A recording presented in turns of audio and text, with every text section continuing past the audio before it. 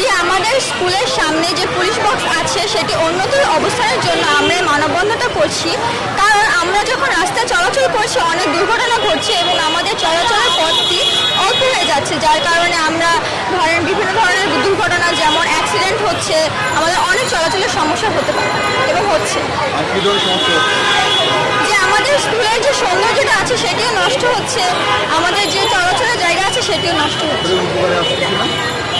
যে এটা উপকারী কিভাবে আসে যদি এটা দুর্ঘটনায় ঘটায়?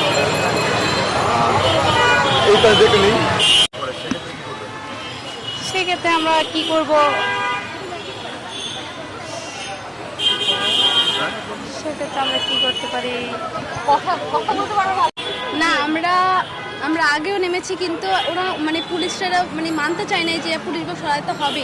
কিন্তু আমরা অনেকবারই দাবি রাখছি, কিন্তু ওনারা মানতে চায়নি এই জিনিসটা যে পুলিশ বক্স কেন সরাবে। আমাদের এখানে